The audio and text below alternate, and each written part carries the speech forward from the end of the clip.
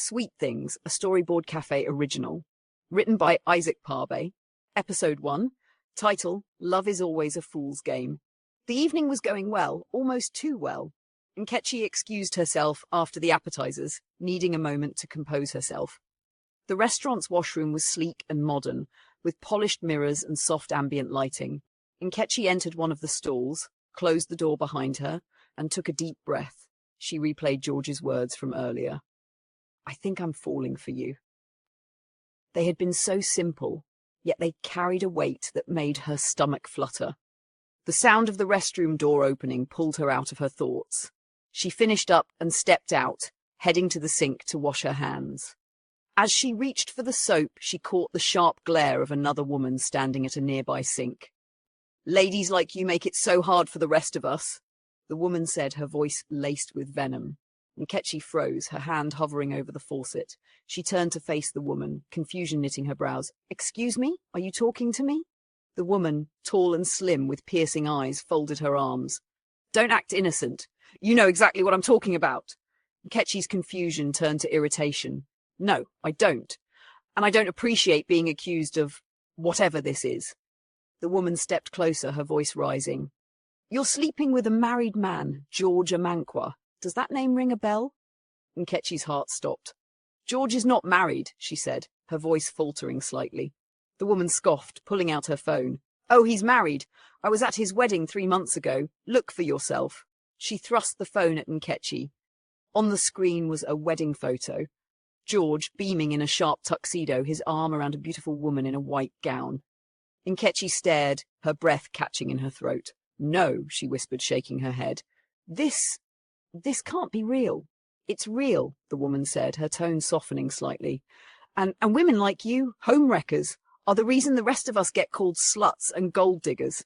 The insult hit Nkechi like a slap. Her shock turned to fury. Who the hell do you think you are? She snapped, her voice rising. You don't know me, and you certainly don't get to judge me. The woman didn't back down.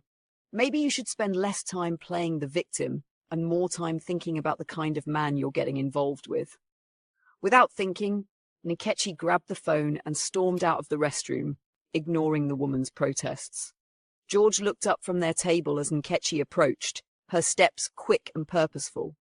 The dining room buzzed with quiet conversation, but Nkechi's voice cut through like a knife. You're married? She yelled, holding up the phone for him to see. George's expression shifted from confusion to panic as he registered the photo. Nkechi, I can explain. You can explain? Nkechi's voice trembled with rage. 3 weeks, George? 3 weeks of lies, and now you want to explain. George rose from his seat, his hands outstretched in a calming gesture. It's not what it looks like. Oh, really? Nkechi threw the phone at him. George ducked just in time, and the device skidded across the floor. A chorus of gasps rippled through the restaurant.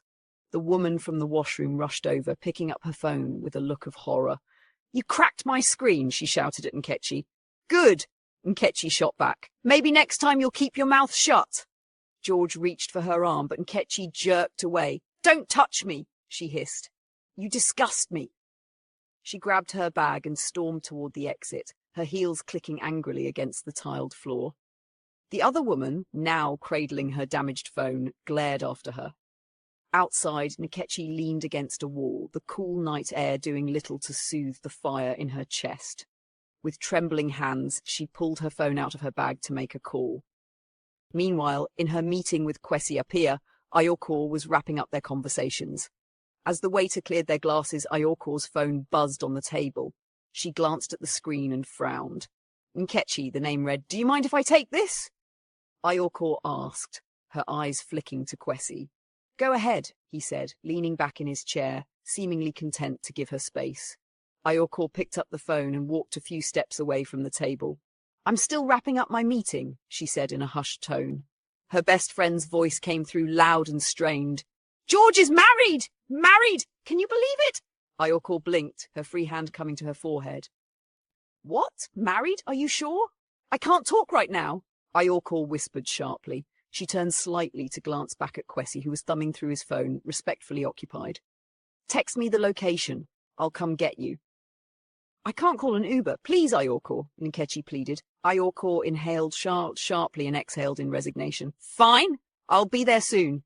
She ended the call and slipped her phone into her bag. When she returned to the table, Kwesi looked up.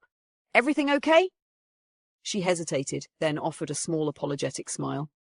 My best friend is, let's say, trying to escape an awkward situation. She needs me to pick her up. Kwesi tilted his head, his smile teasing. A bad date? Ayorkor blinked, caught off guard by his perceptiveness. Something like that. How did you guess? Call it male intuition, he said with a chuckle. It's either the desperate phone call or the I'll be right back washroom exit that turns into a Houdini act. Ayorkor couldn't help but laugh, shaking her head. This is different. I promise I'm not running out on you. Don't worry, Kwesi said, his tone light. We've already signed the contract. I'm stuck with you. Their laughter lingered for a moment before Ayorkor rose, reaching for her bag. You'll hear from me soon, Mr. Appiah. Kwesi, he corrected, rising to his feet as well. She smiled. Kwesi, then. Thank you for a pleasant meeting. And thank you for your time, he replied. Take care, Ayorkor. With a quick wave, she hurried out of the restaurant, her heels clicking against the tiled floor. Thank you for listening to part 3 of the first episode of Sweet Things, an original series from the Storyboard Cafe. Be sure to follow us at A Creative Clinic on Instagram and Twitter, and subscribe to our YouTube channel so you don't miss a single weekly episode.